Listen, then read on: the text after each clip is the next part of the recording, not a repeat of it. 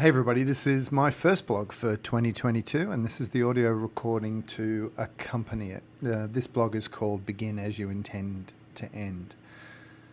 There's so much energy at this time of year around setting goals and having intentions. I imagine you're feeling it. A lot of the self-help and personal development spaces give plenty of guidance around this, and the team have asked me to sort of muse on intentions and write something, which of course this blog is a result of. So I thought maybe to begin with a word of caution. And I've kind of got three sections to this blog. The first is that acts of love are more powerful than acts of will. And I know that's not the common conversation that we're hearing around, personal development, self-help, actualization movements.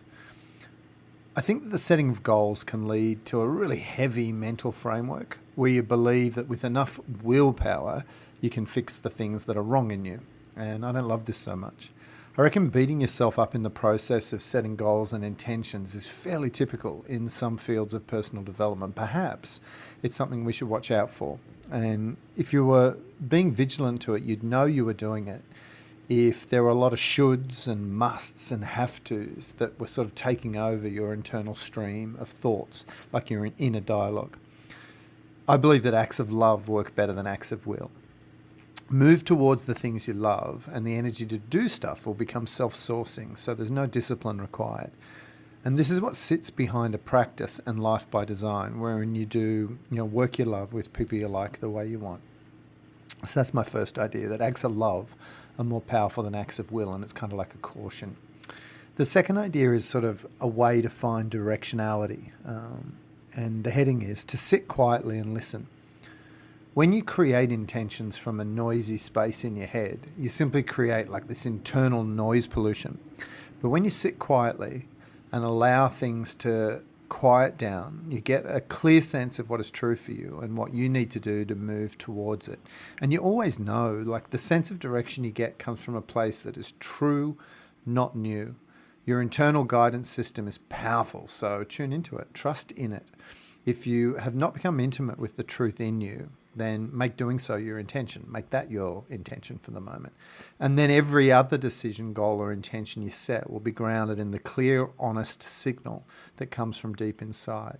And I reckon trusting the silence is critical.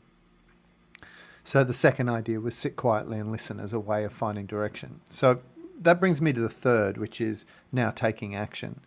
And I want to suggest that the heading for this one is be gentle as you move.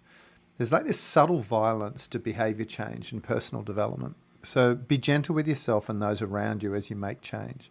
My dearest friend, Lisa, who's also the CEO of Thought Leaders, asks three questions as she makes decisions. Question number one, is it true? Number two, is it kind? And number three, is it useful? And before she chooses an action, she then asks a fourth question, which is, what would love do? I love all of these. These questions have a sort of a considerate quality to them. They're very considerate. Be sure to apply them inwards to yourself as well, not just outwards to the world. I love the work of Professor Fogg at the Stanford Behavior and Influence Clinic around tiny habits. And in the blog, you can see some links to that book.